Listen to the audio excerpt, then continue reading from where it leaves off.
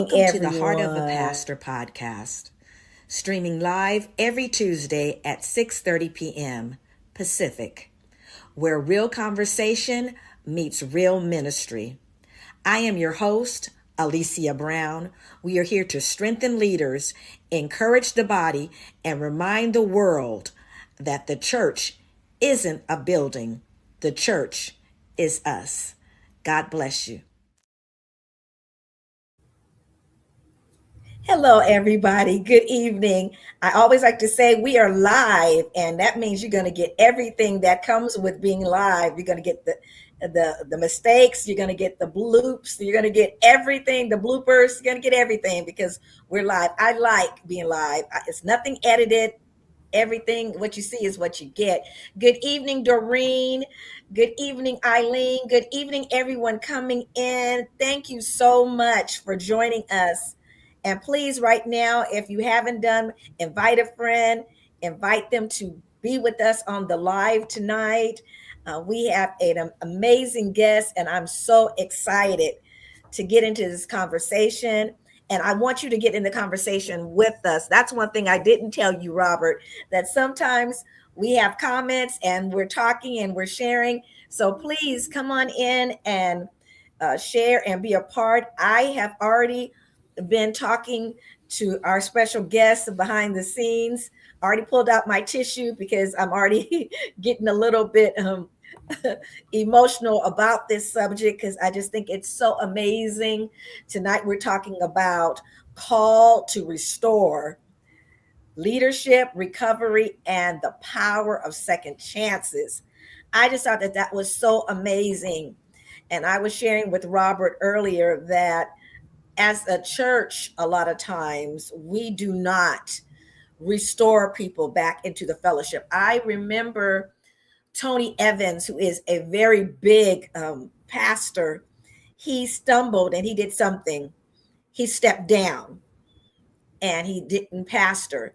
But just recently, he was restored back to the church. He didn't go back to pastoring. His son took over the church. He decided he didn't want to pastor again. But I thought about that, Robert, and I think that that was my first time ever seeing someone publicly restored back to the church. And that's something that has convicted me in the thought that maybe we are not looking at restoring one another like we need to, whether it's church, whether it's in the family, whether it's in our homes, whether it's no matter what it is, we need to be restoring one another and really bringing them in.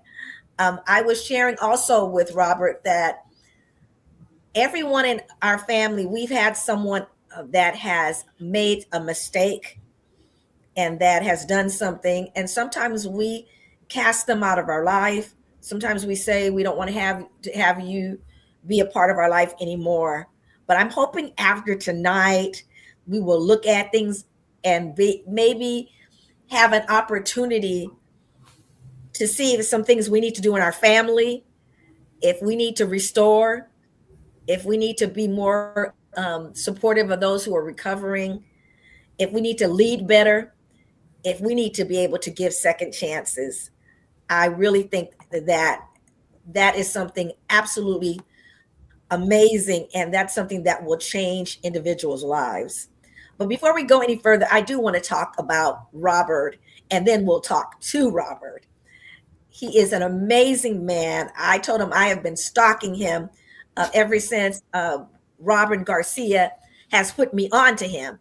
He is a dedicated individual with a remarkable career in Nevada's healthcare sector as a director of community engagement at Crossroads of Southern Nevada, the largest indigent detox and substance use disorder treatment center in the state. He plays a pivotal role in helping those in need. Beyond his role at Crossroads, Robert also serves as VP of Community Integration at Shine a Light Foundation, an organization focused on providing support and resources to those battling addiction. Robert is absolutely amazing. I'm telling you, I just have been just floored by everything he's doing. I even asked him, how are you doing all these things? His commitment to the cause extends further as he sits on the advisory board at St. Jude's and the advisory board for Nick's New Beginnings. Additionally, he serves on the executive board of Shine a Light Foundation. Robert's passion for community leadership is evident, as demonstrated by his 2023 graduation from Leadership Las Vegas. This program allows him to further develop his leadership skills and contribute to the betterment of the community. Robert, we thank you so much for joining us. We thank you for opening up your heart and being ready to share with us. And I thank you just for being a guest. Welcome. Thank you. Thanks for having me. Oh, delighted to have you. Absolutely delighted. I do want to say, Eileen has said, she made a comment just a minute ago that we all have fallen short of the glory of God. We all make mistakes. Absolutely. Absolutely.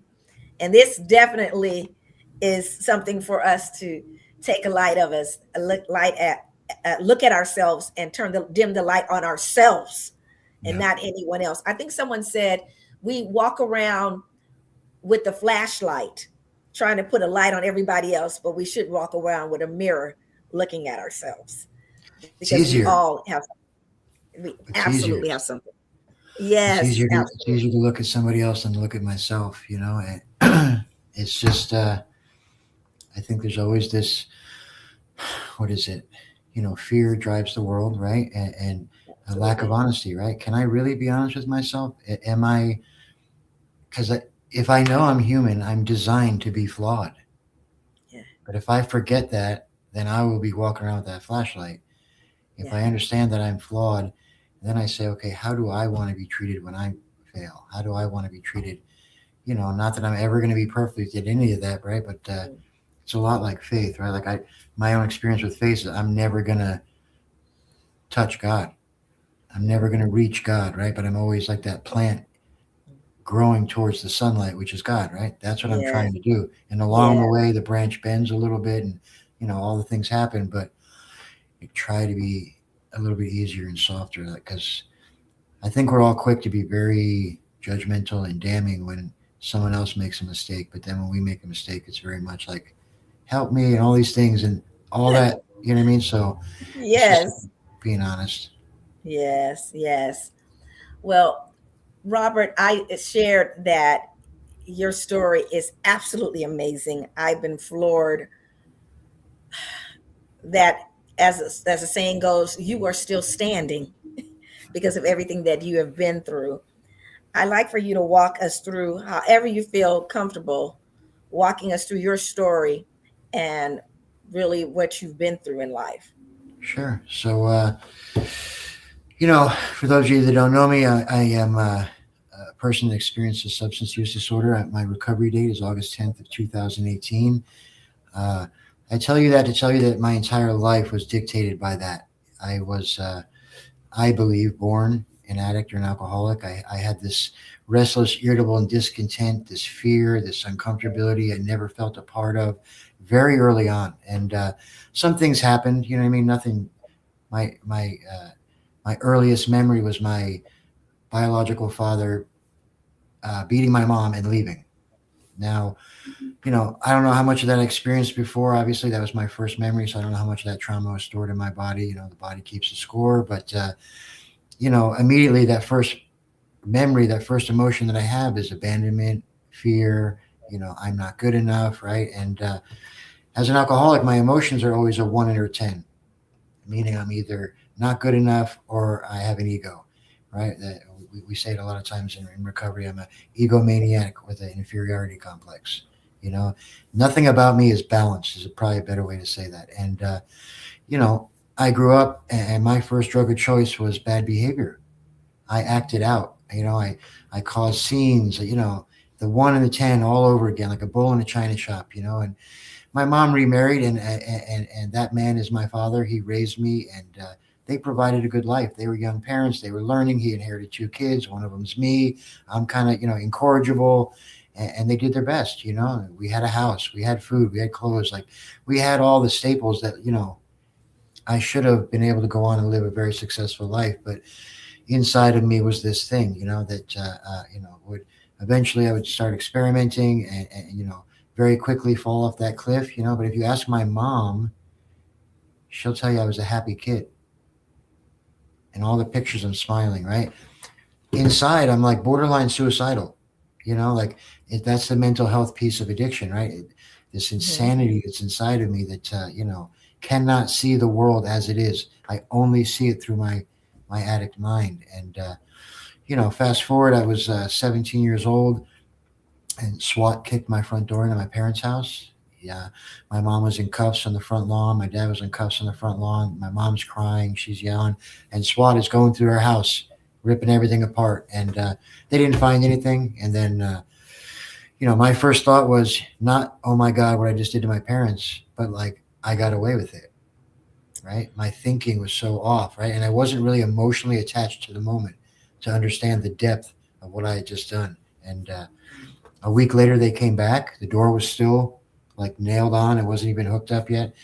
Kicked the door in again, did the same thing, and I got arrested that time, and I got certified as an adult. I went to prison for 3 years. And on the way to prison, I'm on the bus, and I'm chain ganged to a bunch of older men. I'm 17 years old. I was scared to death, the most scared I've ever been in my entire life. And we walk into the building, and before we even get into the building, the reception building, there's caution tape and a part of an eyeball on the ground and cameras and all the.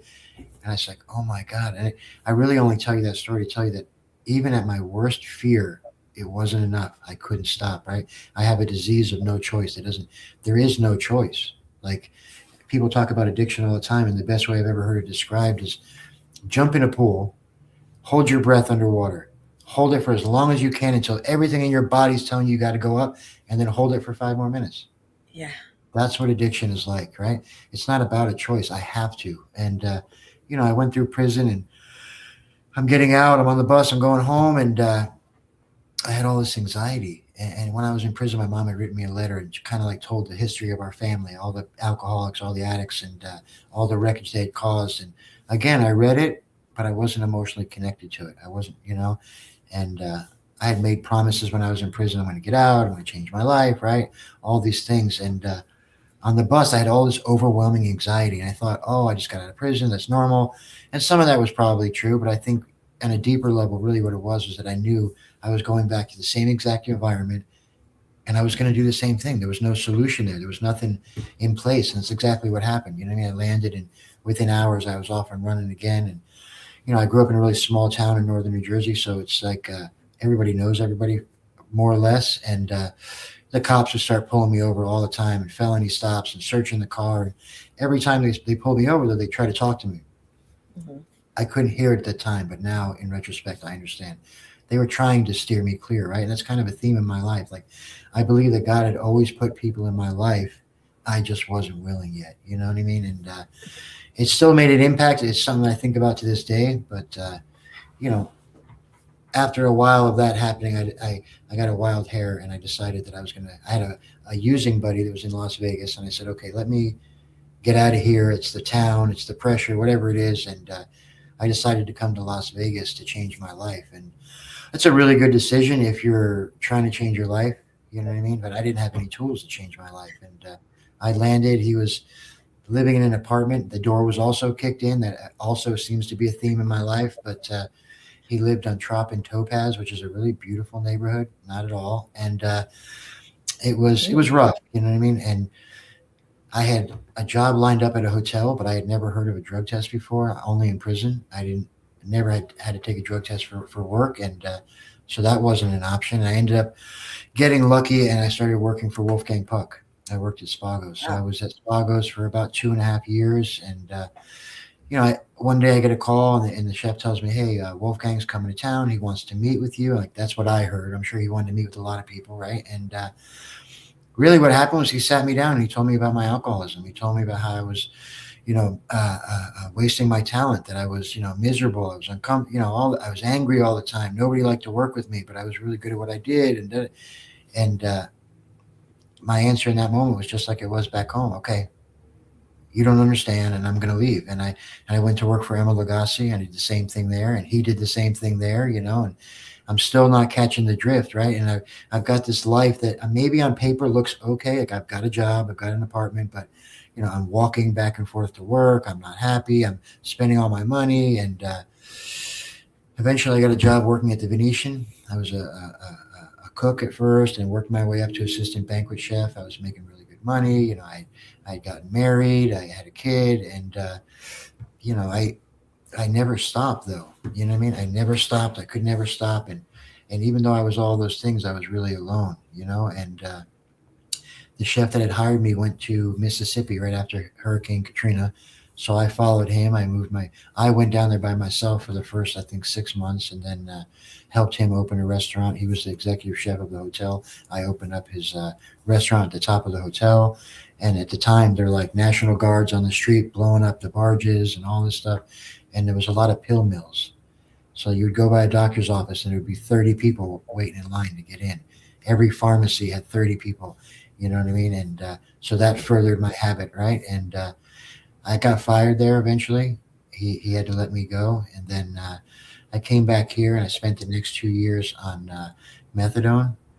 That was my bright idea to get off of it. And I'm a huge proponent of all those things. I just was not trying to use it for the right reasons. So I laid in bed for 2 years and only got up to army crawl into her parents' bedroom and steal some jewelry to, get an extra Wow. one, or, to get my methadone. And that was it. And Mhm. eventually she got tired of that. She stayed with me for almost 10 years. She's a saint. I don't have a negative word to say about her. I don't know how she did it so long, but eventually she kicked me out. And very shortly after that, I was arrested. Once I got arrested, I got out and I had nowhere to go. It was the first time in my life. And I'd heard about a place called the Samaritan House. It was like a last house on the block type place. And I walked up and I said, I need help, and the manager at the time was a really rough guy, but he had a heart of gold, and he just told me, you're going to do this or you're going to get out. And that's it. And I needed that hard love at that moment. And I did all the things they told me to do. I found a particular pathway to recovery that worked for me. And I did everything they told me to do. And what happened was my life got really good really fast. I met her. She had a house. She had a car. She let me use the car. I got a job. Like everything happened so fast.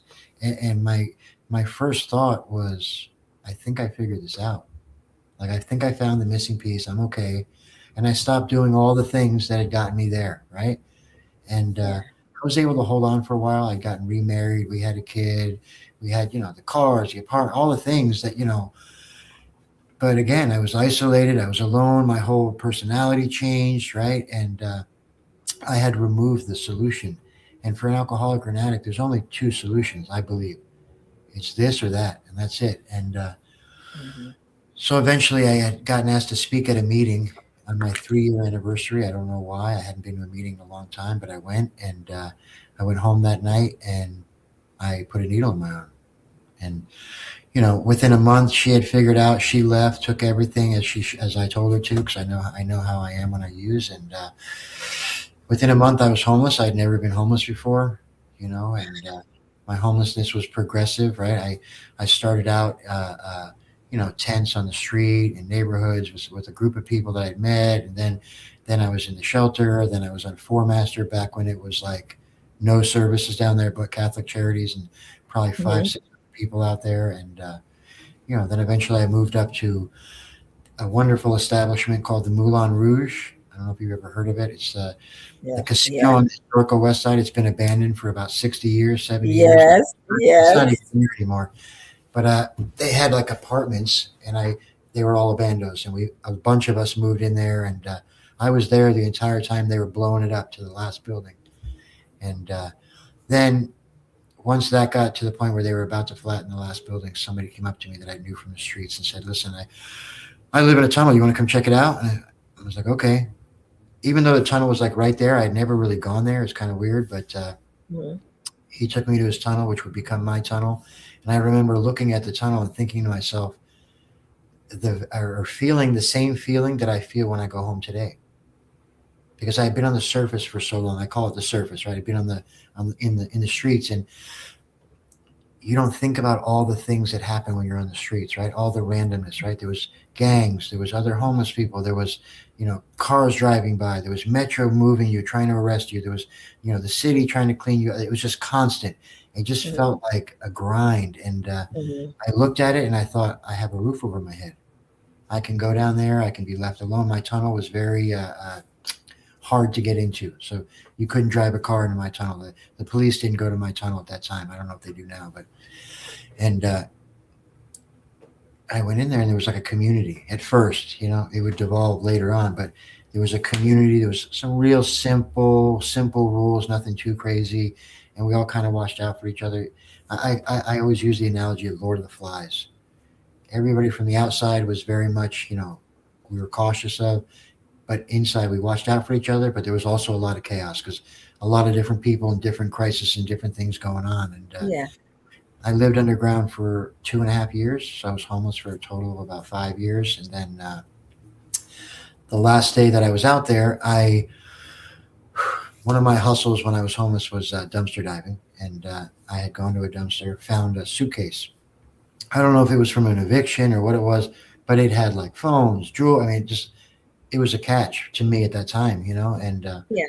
so I threw it on my bike because I'm 42 years old and I ride a 20-inch bike. That's my means of transportation. And I go back to my area, which was around the rescue mission, and the Cubans ran the area. They had all the drugs, and so I went there, and I would always go to them and give them something when I came up on something because they were always kind of watching out for me because I was always up to some knucklehead stuff, lost in my addiction, and I don't know if I flashed it or somebody saw it or they told somebody. I don't know, but I went to my tunnel, went to the train tracks which were right there, and went down about 1,000 feet to these four businesses. And the four businesses, this guy was the guy that I would go to and like trade things for drugs, for money, whatever it was.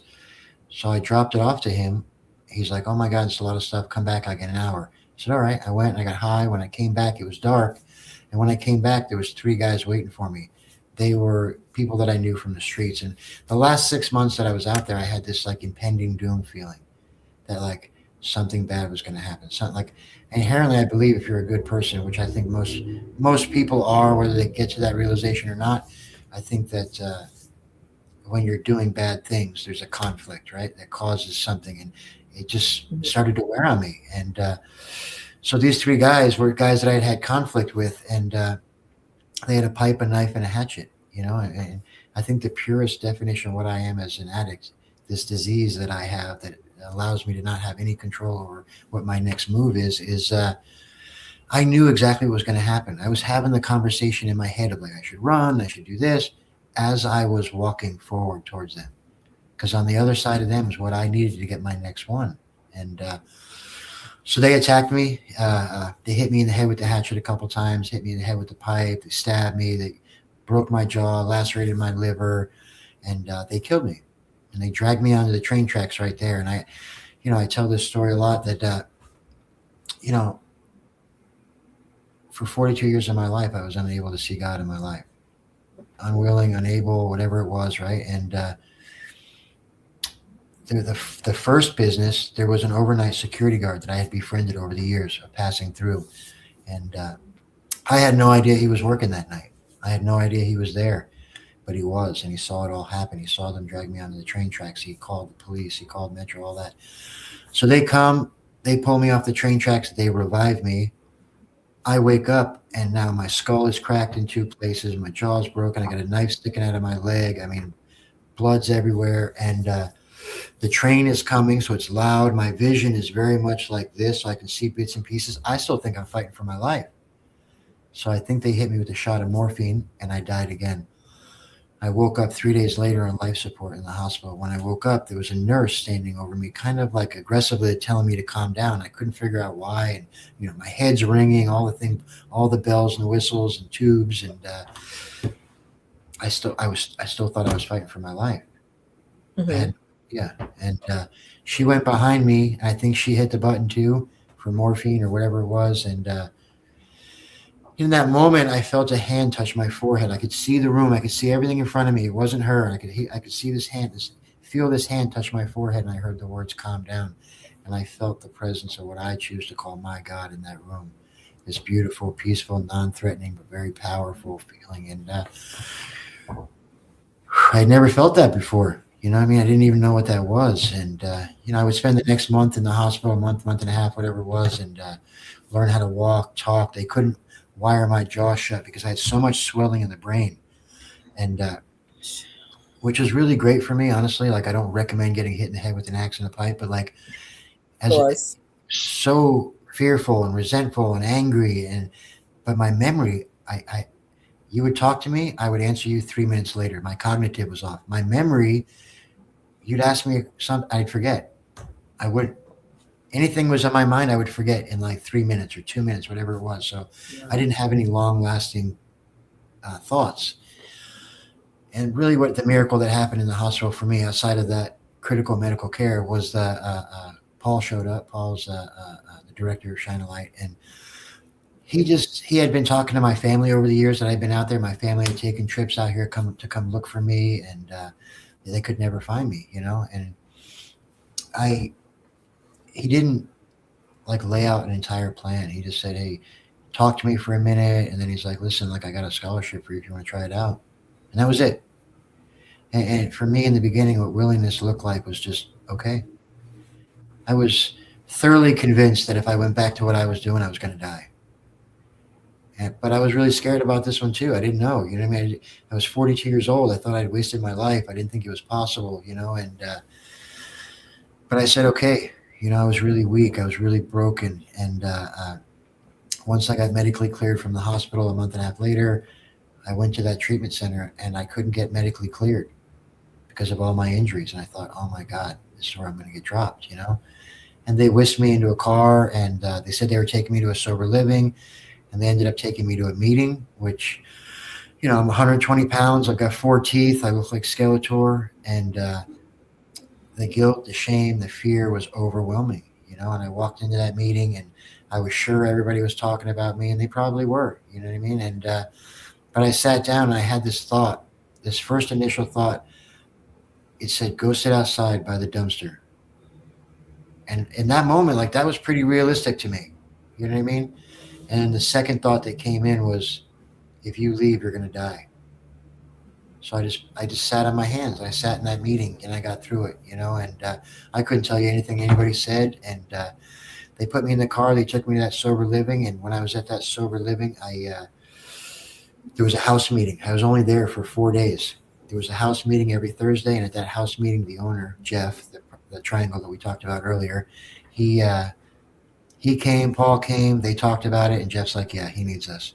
And the next day, I went back to that treatment center, and in that treatment center is where Shine was based off. At the time, it was out of Paul's closet in his office. It was, 4 or 5 volunteers. It was very early, but I saw them going out, and it's something about it called to me. And I started while in there. I did all the things they asked me to do, and it was a lot of meetings. It was a lot of therapy. It was a lot of things, but it allowed me to take on the world at a really small piece at first, right? To kind of get my bearings. And when I got out of there, I went back to that same sober living, and I started volunteering. He told me to come out once a month, and I've been doing it every Saturday for 7.5 years. So, really what happened in that space was that this thing has grown into, an actual nonprofit, an actual thing that's trying to change the narrative of our city. And it allowed us to kind of take an outside perspective from an inside experience, right? And to change things that are, not working for our friends. And, along the way, it's given me a really beautiful life.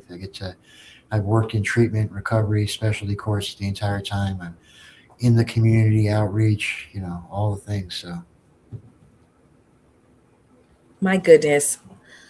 Wow. When you were talking and sharing your story, initially I kept saying, "Man, this man is, is consistent." With everything that you were going through, all the things that you faced, you kept going back to that life. I would think, at one point, maybe I'm gonna change, but you kept going back to that life every single time, and it almost explains why you're so diligent and so focused now. Because I yeah, would share with you, off behind the scenes, how can you do so much? How can you be so Yeah. focused? How can you constant? You were focused then, you're focused now. Yeah. I It's mean, amazing. all you're doing really at the end of the day is changing that energy into positive things, right? And it's really hard, I think, for people that don't directly understand or experience this, right? There's different layers to it. I'm an alcoholic, I'm an addict. I can never have anything in my system ever again for the rest of my life. But that alone, for me, I won't stay sober that way. Yes, I have to Mhm. remove that stuff, but I also have to take actions, right? To clean up my wreckage, to build a spiritual practice, whatever that is, and I have to be of service and be on like. There's a lot of things that I get to do today, right? That have become my lifestyle. Obviously, that's not everybody's pathway. You know what I mean? I can only speak about mine, but yeah, thank God. We called it. It's a design for living, right? Like that I never had. You know, and leading up to this though, like and it's kind of hard for people to I guess to resonate. It's like I didn't have a choice. Like it wasn't that I was going back, I had to go back, right? Like Yeah. if I'm not Yeah, I eating like this. that you said that, because a lot of times, and I'm really speaking, like I said, to family members and people that are listening that have people in their family that struggle with this. We Yeah, sometimes think you can stop that. You don't have to do it, but you said you had to do it. yeah, it's not a choice, it's something that Yeah. consumes you, right? Like I can imagine, think of something in your own personal life that maybe obviously not to this degree, right? But like, Mhm. I've just got to do this, I enjoy it, I have to do it. Now imagine that times 1,000. It's like air to breathe. Like that's why it's medically a disease, right? It's literally something that is inside of me that I don't have any control over. I didn't want to be born this way. I didn't ask for it, right?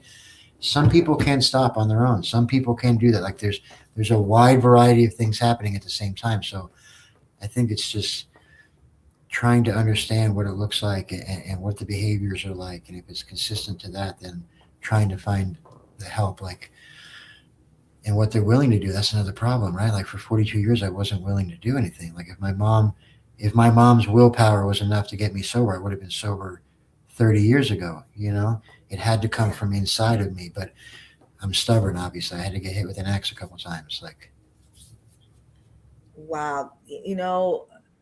Robert, God had a plan for your life. He truly mm, did. For you to survive such a brutal attack and just be left on train tracks and just left to die and are literally dying and yeah. died I mean, the truth is is, like, amazing. I've overdosed 15 times. Like, that's a very short snippet of it. It's like I in my addiction, I wouldn't say I didn't care about my life, but like I just didn't have the ability to care about my life. That understands, you know what I mean? Once when that is your primary focus at all times, so yeah, I Yeah. it's weird to think Yeah. about sometimes. Let me ask you a question. I don't know if you've ever been asked this before, but I'm going to ask you this. When you were going through all that you were going through, and I think you kind of like led or kind of spoke on a little bit when your mom and stepdad were out on the ground in front of the house handcuffed and everything that was going on. You didn't think, oh my God, I can't believe that I've done this to my mom and dad. You thought, I'm glad I got away with it. Yeah, Have you and ever when you were going through those things, when you were going through all that, have you ever thought about how I'm affecting my family, my wife, my children? Does that ever come in your mind it when does. you're in Like it? it's not you block it out, right? Like it's become so overwhelming that obviously that spirals. Right now, I'm going to use more because I want to block it out because I know how much of a dirtbag I am. I know how I'm treating them, right? Like it's just this like a vicious cycle that happens. You know what I mean? Like, and I thought about it, but to my point, I couldn't connect with it emotionally at the level that it really Mhm. deserved because I was so in my addiction, self centered, right? Living in fear, living in all these things that I couldn't. It's not that I didn't want to. It's not that I didn't understand the seriousness of it at the moment, but it was not. If that happened today, it would wreck my world. You know what I mean? Like oh Yeah, my god. of course. But at the moment, it Yeah, was just you have different coping mechanisms, and you were totally direction. detached, totally Yeah, detached, and that just helps so much because sometimes we're on the other side and we can't understand what does it take to get to you. You know, yeah. you're detached. It's the hardest part of addiction, right? It literally has nothing to do with you. Yeah. There's not much you can do other than boundaries, be there when they're ready, and connection. But like, it's a personal journey. I can't sit here and tell you, to do anything. You have to want to do it, right? Regardless. I know it looks very different, but there's just a lot of miseducation in that area. Like, plenty of people wanted me to get sober. Plenty of people talked to me, tried to help me, tried to guide me. The second that I became willing, right, through my own pain, which is another horrible part of this disease, unfortunately, right? It doesn't always look like mine. There's plenty worse than me, but there's a lot less worse than me, right? It's Yeah. just everybody has a different moment. You know what I mean? I don't know. I think that, it's got to be by design, right? Like, I shouldn't be here. For many, many times I shouldn't be here. Many, many people that I know shouldn't be here, if you look at the statistics. But so I have to put my faith in the fact that there's a plan for something bigger. So Robert, can you tell us a little bit about the state of homelessness in Las Vegas? Because I have a lot of people that visit Las Vegas and all they see is the strip or they might see the suburbs. They think that Las Vegas is the cleanest, nicest, best place in the world. But we yeah, do have struggles. yeah, Las Vegas is a great city. I think you can be a great city with problems, though. I mean, everybody's got problems, and I think for us, it's like we don't work together. I think that's kind of a big thing of what we're founded on and will always be is that one community. How do we bring people together? How do we work with partners? How do we force multiply each other? You know what I mean? To grow and tackle problems together because these are big problems, and Yeah. complicated problems. And Mhm. so we have what we call they're MOUs, they're working agreements with I think 75 different organizations. We're always growing that out, obviously, and that way we can paint. What we did was we created a real, honest pathway, right? And I think that's what's been lacking for so long. And then there's the everybody has an opinion on it. Everybody has this fears and uncomfortability about it. Like I always think to myself, like if you ever want to solve a problem, you got to roll your sleeves up. You got to get in there. You can't sit on the couch and talk about how I don't want it in my backyard, right? Like that's Yeah. anything. It's whether it's mowing my lawn or whatever it is, right? And Mhm. Vegas has a homeless population. We have a lack of beds. We have a lack of resources, right? Or a lack of access to resources. I think if you look at Nevada as a whole, we rank near the bottom in education, near the bottom in mental health, near the bottom in healthcare, dead last in access to mental health care, and our overdose rates are still going up when the country went down. Like we've created a system over time that is poorly educated, your health's not taken care of, there's no access to mental health. Then they turn 18 and we want to tell them if you're homeless, we're going to arrest you for camping on the streets, right? Like, Mhm. uh, I struggle with that one. Believe me, I can go down a whole rabbit hole with that and I love talking about it, but I'm going to stay on course for the sake of this podcast. Okay. Yeah, that is so good. I did want to ask you, I want to go back.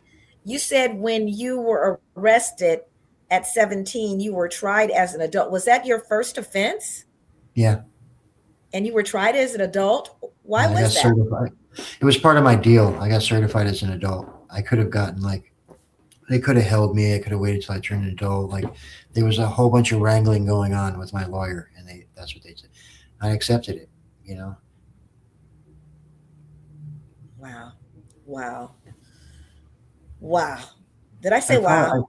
I probably done I chopped up. I've probably done about 9 years. Nah, maybe 8 years of like a year Mm, here, 6 months here, a whole bunch of that stuff. Like it's mm, that lack, like that inability to care about your own well being, right? Like that happens in addiction, right? yeah. That's what always like destroys the family because it's like you don't care about yourself.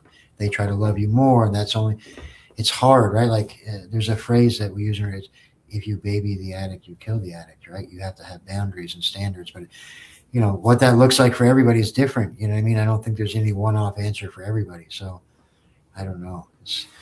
It's such a hard disease, right? If I told you I had cancer, you would feel sorry for me. You would feel, pity. If I tell you I'm an addict in active addiction, you're like, oh my God. You know what I mean? Like there's a very different visceral reaction because of the way that those things affect people. Like cancer affects the family. I'm Yes. not trying to take away from it, Yes. but Mhm. they're not going to go into your bedroom and steal your jewelry.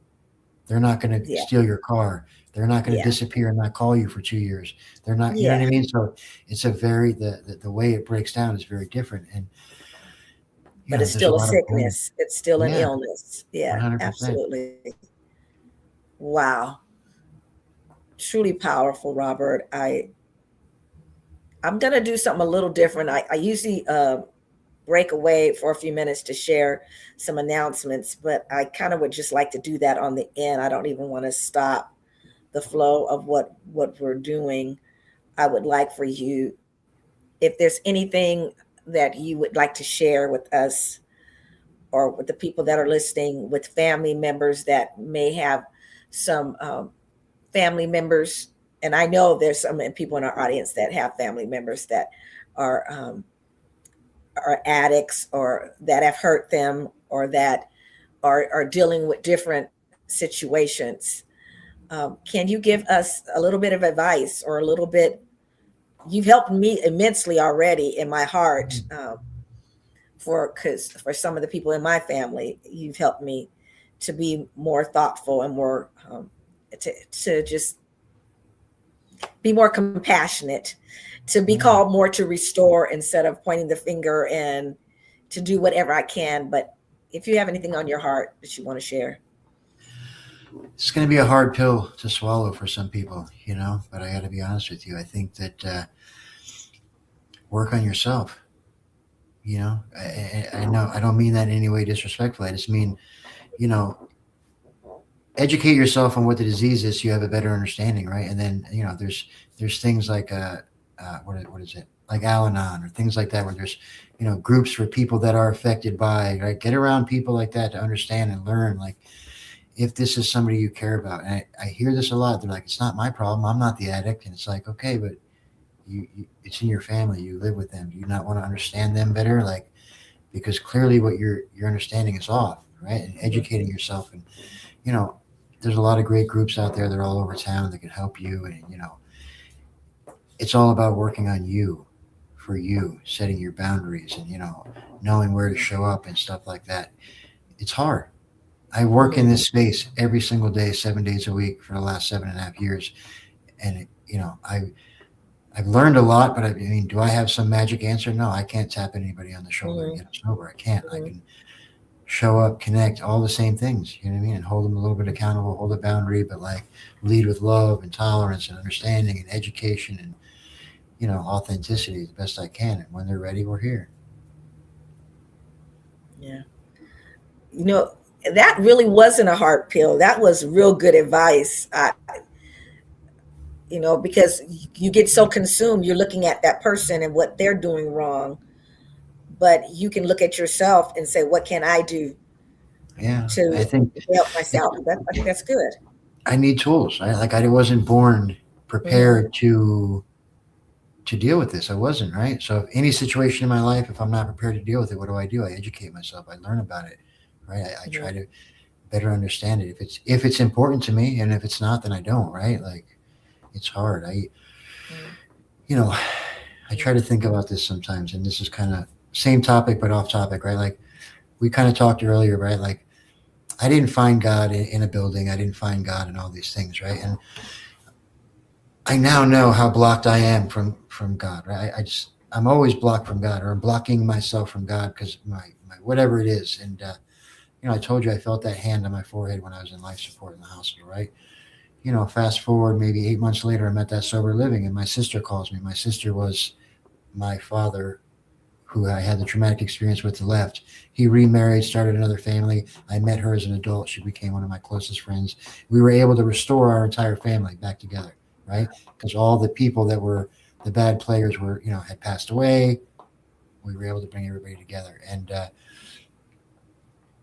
she calls me one day. She says, she's crying on the phone. She says, "Hey, you're going to think I'm crazy." I'm like, "I kind of already do. Look, we have a good relationship. We joke a lot." And she's like, "I called a psychic." I'm like, "It's not getting any better." After she tells me to shut up a couple of times, we're laughing. She's still crying. She's like, "Rob, you're not going to believe this." She's like, "I called this psychic. I don't even know why I called him. I don't ever call psychics, but I felt called to call him. I Mhm. call him. He comes on and he asked me my name, and that's all he asked me. And he says, 'Hold on, somebody's coming through. You lost a father figure, somebody close to you.'" She goes, "Yeah, my dad died. Our our our, our dad died when I was 14 of an overdose. He he's coming through." He says, "Tell your brother I was with him in the hospital. If he doesn't get it this time, it's going to be his last chance." Fast forward 2.5 years later, 2 years later, I go to get a tattoo with some friends. My friend knows it's a smaller shop, but she knows the owner. We go in, we're in the back. They're getting a tattoo I'm not going to get. So I'm in there for a while waiting for them. And I'm looking at all these tattoos, and they've got beautiful dragons. I was born in the year of the dragon. I love dragon. But nothing is like calling to me. And I keep looking over his shoulder as he's tattooing. I keep getting called to this little scribble, and it doesn't hit me. And I leave. I get in my car, I'm driving home, and it hits me. Scribbled, I would later find out it was the shop owner's son had scribbled "last chance." So I make the appointment. I have his cell phone number. It's not the shop, right? I call him. I make the appointment. I go. I park in the parking lot. This is how oblivious I am to God working in my life, right? Literally 6 feet tall, wrapped around the entire building, two different walls, is neon yellow is the background, bright red letters, "Last Chance Tattoo Shop." So God, saw God, or God was revealed to me, right, in this, a shot of morphine on life support, a phone call to a psychic to my sister, a shop tattoo. Like, God shows up how He shows up, right? Like I can't, I can't force that. I can't make that happen, right? I can just do these little tasks over here, try to help God's kids, and He'll show me Yeah. what I need to see, and that's it. Yeah. Absolutely. Absolutely. My God. Thank you so much, Robert. I appreciate you sharing your heart, sharing your story. I appreciate everything that you do uh, for your organizations and what you do for every person that's going through, and how you're restoring so many, so It's our many. city. It's our city. Like Yeah. I don't believe that nobody's coming to save us. You know Yeah. what I mean? We've got to come together, and we've got to look around and help people and do what we can do, and be open minded to like being a part of something that can actually really Yeah. change something. You know what I mean? Like it's it's ours. Like I lived Yeah. in the city for a long time. I've been here since 1999. Probably the first 18 years was in my addiction. Hmm. And I never really felt Yeah. comfortable here, right? And then I got sober, and I started giving back, and I felt very Hmm. different about it. And I thought about it. I'm like, before I was renting, when I started taking action, it was like I took ownership. I'm not going to change the world, right? But like, I can change this. And then Hmm. all of a sudden, Las Vegas became a very different, I had a very different view on the city. It was mine, it was home. Yes, yes, yes. It is home. It's home for me too, brother. It really is. I do want to, at this time now, share a couple announcements with you guys. I want to share that this next week coming up, we will be joined once again by our guest pastor George Selman of Oil Fields Ministry. We're glad to have him back. He will be there to talk to us again and share great things with us. Um, Also, I want to invite you, if you have not as of yet joined our YouTube page, The Heart of a Pastor. The Heart of a Pastor is the youth page, not YouTube page, not Heart of a Pastor podcast, The Heart of a Pastor. That's the page. So if you want to join there, I invite you to join it, because Facebook, which you're watching, you might be watching live right now. Some people are watching from YouTube, but some are watching from Facebook. If you're watching from Facebook, it will leave in 30 days. but YouTube is evergreen. It continues, it keeps it, it's long lasting. So we want you to please go on and like and subscribe. Lisa Neal says, "Thank you for sharing, Robert. You are a gift to the city and beyond." Thank Thank you. you, Lisa. Lisa from Inspiring Hearts. Thank you so much. We appreciate everything that you do as well. We just want to thank you again and appreciate you sharing and being so open to share, because there's so many people out there. And that was the greatest takeaway for me, is for me to work on myself and how I can help others along the way, how I can help my family, but how I can help me. And you have said a lot today to help me. I appreciate it. I'm taking a Thank you. look at myself and what I can do. I appreciate Yeah. that. I really Thanks for do. having me. I appreciate it. Oh, anytime. You are welcome anytime. I want to say, Robert, I want you to stay right there so I can say goodbye to you properly. But I want to say to all our guests, as always, thank you so much. Please share and like this podcast. Uh, tell that you have friends and family that are probably sharing with you and saying, "Hey, I'm going through this, or I have this issue in my family." What a perfect opportunity to copy the link above if you're on the Eagles Rising Facebook, or copy the link on YouTube if you're on YouTube, and share it with a friend and let them know that Robert and Shine a Light is available in Las Vegas. Are you guys are just in Las Vegas? Yeah. So Homegrown for you us got to by come to us. Las Vegas if you want this help. For Let's now. go to Las Vegas. I like that. I like Yeah. that we're here in Las Vegas. But please, everyone, share and like this YouTube, and please join us next Tuesday with Pastor George Selman. We appreciate you so much, friends and family. We thank you for your support. We thank you for everything that you do to support us here on The Heart of a Pastor. God bless you.